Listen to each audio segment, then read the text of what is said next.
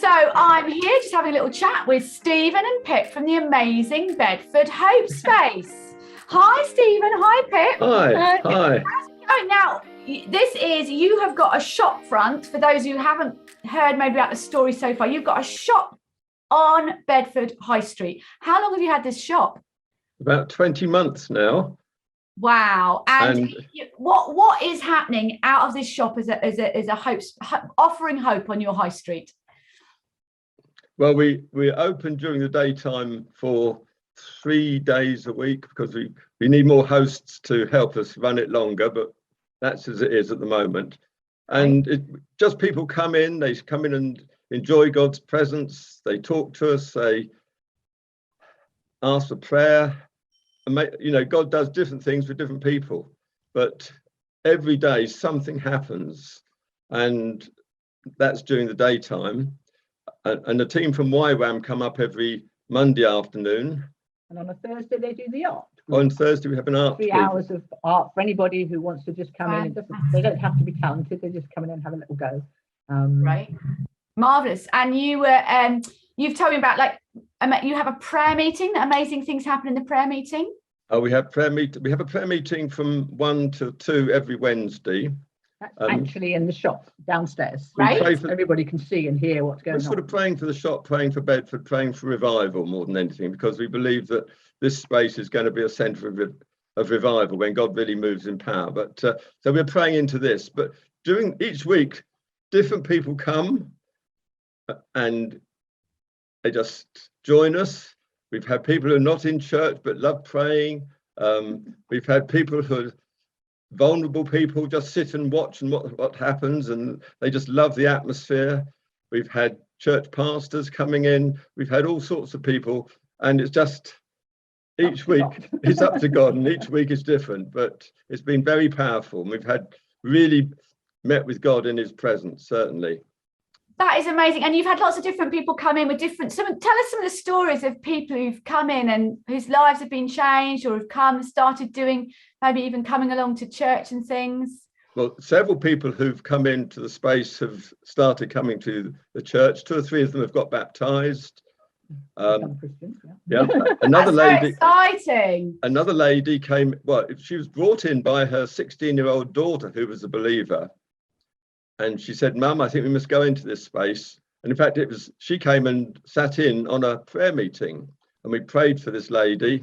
She was in tears when she came in. She was smiling when she left, but she hadn't been to church, or she'd a lapsed Christian for about 8 years.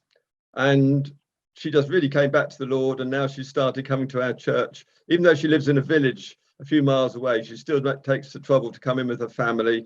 And so that's been exciting.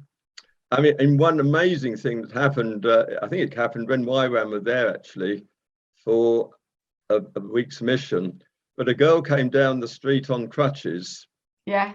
And I think it's what Pip said to her, what's the problem? She said, "I need new legs, you see." Or new feet. Or new feet. New feet, great. And so Pip says, "Oh, well, Jesus can give you new feet." Like you do, just off the top of your head. And so one of the people prayed for her and said, "How was it?" And she said, "Oh, it's a bit better." So she said, "Can we pray again?" And she said, yes, please. And the result was she threw her crutches down and went dancing round the space outside the shop, which is quite a big space, saying, "Jesus has healed me. Jesus has healed me." And then somebody else came down the street and she said, "Jesus has healed me." And all she could do was say, "Jesus has healed me." Wow, that is amazing. And you've been, all different people have got involved, haven't they? And you've got some things for Christmas that are planned. What are you planning for Christmas? Well, we're hoping to do a bit of drama outside the space, and then we're having 2 not carol services, but carol singing outside the space. Mince pies in, you know. I mean, it's good when we put the keyboard outside and we just have worship songs and things like that. Yes. We have to be a bit careful not to upset Costa Coffee next door, but you know, that's tough as it goes. Yeah. That's fantastic, isn't it? And will you be giving out anything whilst you're talking to people? What will you hand them? Well, we'll certainly have Hope magazines to give out. Hope magazines, so that's great. You'll be giving out lots of Hope Christmas magazines to people. We're still giving out the ones from Easter, actually, that hadn't got. Fantastic. And I think we must have given out sort of 4,000 plus Hope magazines over the time we've been open. That's amazing. That is amazing. People are quite happy to take those. I mean, different people, you know, who feel comfortable will actually, who are ex-Gideon or are Gideon people, are quite happy to step into their pathway and say, would you like? Whereas I'm a little bit more tentative and just try and get their attention by saying good morning or something. And if they turn and look, then I'll say, would you like? But we've got lots of other literature that we give out, including Bibles in different languages. Fantastic. And sometimes people come in and say, have you got a Bible in whatever? And we can say, well, we look and normally we can get one. And I know that you do something on a Monday night that's growing. Hope Streams. That's called Hope Streams. It's run by a couple of people at the church that we go to. And they started off by having pizzas and going out onto the streets and just giving pizzas to people. Or coming in. And so, and then they have times of worship. They have discipleship, they have prayer, they have teaching. And testimonies, and anything up to 30 people can be in that meeting on a Monday night. Then on a Wednesday night, some people from another church, although it's not that church doing it, but they're just people from that church. Men's meeting, but more of a sort of small group where they can just be honest and open with each other. In fact, one of the leaders came in to see me, and he said, "I know you." He said, I came with Roy Crown to the very first meeting when Roy was talking about Hope Spaces back in September 2019, and he was Roy's assistant.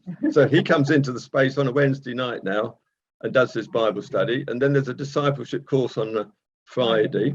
And then last Saturday, we had an African church doing something. Ambassadors, they're called. Doing a Healing Streams live. Around the world.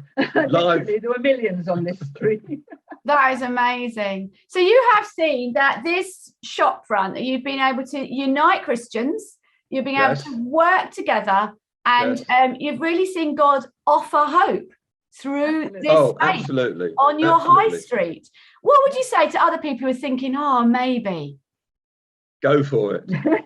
Well, I mean, yes, it is great. And although we can't say that loads of church leaders are on board, people from other churches are on board, which, as far as we're concerned, that's all that matters. And, you know, there's so many empty shops. It's so, just go to the estate agents, find out the place that does sort of retail shops, and say, what's the chance of a pop-up shop? We've had it for 20 months, but really it's so, it was easy to do. When God's with you, you know, he provides the space. We tried others and they didn't seem quite right. And suddenly this came, and within the week we'd signed for it. The fact that a week later there was lockdown, and I must confess, I did say, Lord, is the timing of this very good?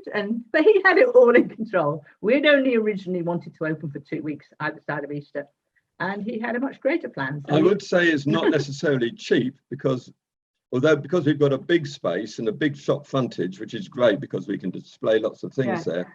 We do have to pay business rates, although we get a charity relief, but it's costing us about £400 a month. And the amazing thing is that God has provided every penny through donations over that 20 months that we've been open. That is fantastic. What a story of faith. Stephen and Pip, thank you so much for sharing. We're going to be praying for what you do at Christmas. Please send us some photos. We would love to see it. Thank you so much.